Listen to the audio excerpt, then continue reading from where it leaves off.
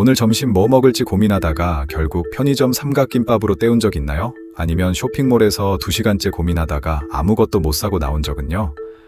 이게 단순히 의지가 약해서가 아닙니다. 여러분의 뇌가 지금 진짜로 망가지고 있다는 신호일 수 있습니다. 안녕하세요, 브레인 에너지입니다. 오늘은 많은 분들이 공감하시는 주제, 바로 결정장애에 대해 이야기해 보겠습니다. 결정장애, 사실 우리가 농담처럼 쓰는 말이지만 뇌과학적으로 들여다보면 전혀 웃을 이야기가 아닙니다.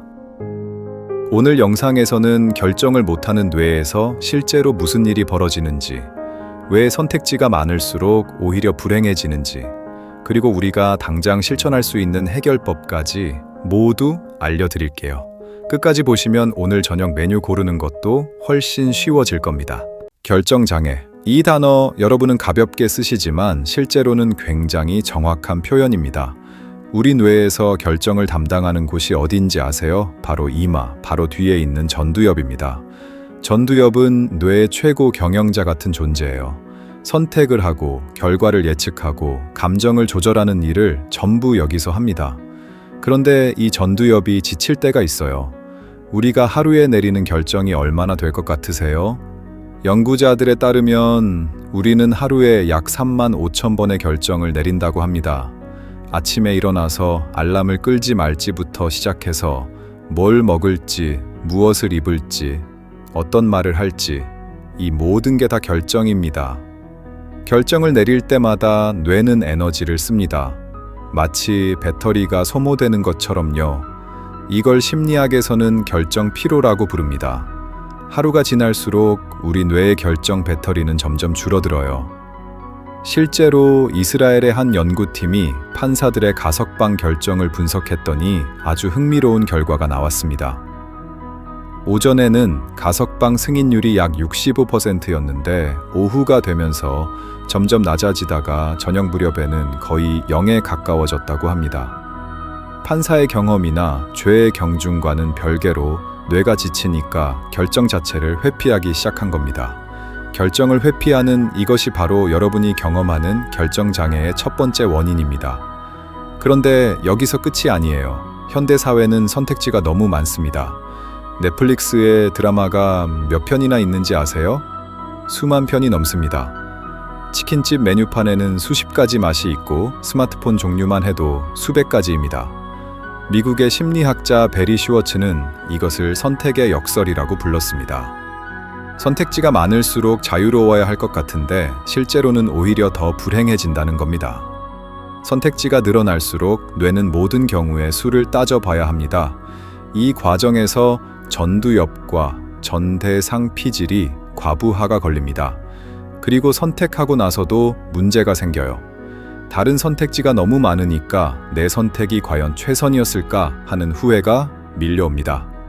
이걸 최대화 편향이라고 합니다. 가장 좋은 선택을 해야 한다는 강박이 오히려 결정을 못하게 만드는 거예요. 이제 실제 실험으로 확인해 볼까요? 심리학에서 가장 유명한 실험 중 하나를 소개해 드릴게요. 콜롬비아 대학교의 쉬나 아이엔가 교수가 진행한 잼 실험입니다. 슈퍼마켓에서 2가지 시나리오를 준비했습니다. 하나는 6가지 잼을 시식하는 것, 다른 하나는 24가지 잼을 시식하는 것입니다. 어느 쪽에 사람들이 더 많이 몰렸을까요? 당연히 24가지 잼 쪽이었습니다. 그런데 실제로 잼을 구매한 비율을, 구매율을 보니까 충격적인 결과가 나왔습니다. 6가지 잼 부스에서는 시식한 사람 중 약 30%가 구매했지만 24가지 잼 부스에서는 고작 3%만 구매했습니다. 선택지가 10배 가까이 많았지만 구매율은 오히려 10배가 떨어진 겁니다. 선택지가 많을수록 결정하기 더 어려워진다는 것이 숫자로 증명된 거예요. 우리가 결정을 내릴 때 뇌 속에서는 2가지 시스템이 경쟁합니다. 인지심리학자 데니얼 카너먼이 정리한 개념인데요. 시스템 1, 즉 빠르고 직관적인 뇌, 그리고 시스템 2, 즉 느리고 논리적인 뇌입니다. 결정장애가 있는 분들은 사소한 결정도 시스템 1을 가동시킵니다. 점심 메뉴 하나를 고르는데도 장단점을 따지고 미래를 예측하려 해요. 그러니 뇌가 아무리 쉬어도 다음날 또 지치는 겁니다. 더 무서운 이야기를 해볼게요. 결정을 계속 미루면 뇌의 특정 부위가 실제로 위축됩니다. 특히 해마와 전두엽 연결 회로가 약해지는데 이건 만성 스트레스와 같은 경로예요. 미루고 또 미루다 보면 결정 능력 자체가 퇴화될 수 있다는 겁니다. 또한 아무것도 결정하지 않는 것도 결정입니다.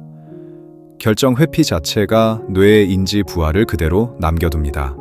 컴퓨터로 비유하면 창을 닫지 않고 계속 백그라운드에 켜두는 것과 같아요. 처리 속도가 느려지고 결국 과열되죠.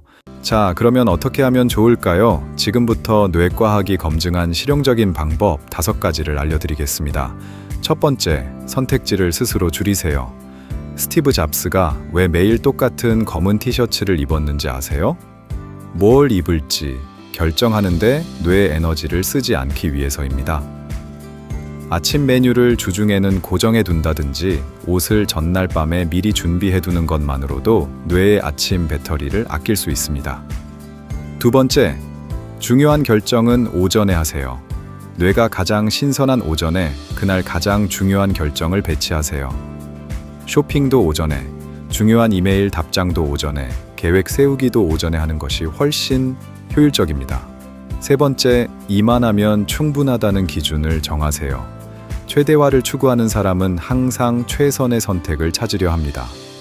반면 만족화를 추구하는 사람은 내가 정한 기준을 만족하면 그걸로 충분하다고 느끼죠. 연구 결과에 따르면 만족화를 추구하는 사람들이 더 행복하고 더 빠르게 결정을 내립니다. 결정 전에 이 선택지가 내 기준의 70% 이상을 충족하면 선택하겠다는 기준을 미리 세워보세요. 네 번째, 20초 룰을 써보세요. 작은 결정을 할 때 스스로 20초를 제한 시간으로 줍니다. 20초 안에 결정이 나오지 않으면 직감을 따릅니다. 처음에는 불안하겠지만 연습할수록 결정 속도와 만족감이 동시에 올라갑니다. 다섯 번째, 결정에 후회하는 습관을 끊으세요. 결정 자체보다 결정 후의 후회가 뇌를 더 많이 소모합니다. 심리학자들은 이것을 반사실적 사고라고 부릅니다. 선택이 끝났으면 그 선택을 최선으로 만들기 위한 에너지를 쏟으세요. 여러분이 어떤 선택을 했느냐보다 그 선택 이후에 어떻게 행동했느냐가 삶의 질을 더 크게 결정합니다. 오늘 핵심을 한 줄로 정리하면 이렇습니다. 결정 장애는 의지 문제가 아니라 뇌의 에너지 문제입니다. 결정의 수를 줄이고 중요한 결정을 오전에 배치하고 이만하면 충분하다는 기준을 갖고 결정 후 후회를 끊는 것. 이 4가지만 지켜도 여러분의 뇌는 훨씬 가볍고 명확해집니다. 지금 이 순간 미루고 있는 결정이 있나요? 오늘 영상이 끝나고 나서 딱 하나만 결정해 보세요. 완벽하지 않아도 됩니다. 이번 영상이 도움이 됐다면 구독과 좋아요 꼭 눌러주세요. 여러분의 구독 하나가 브레인 에너지가 더 좋은 콘텐츠를 만드는 힘이 됩니다. 브레인 에너지였습니다.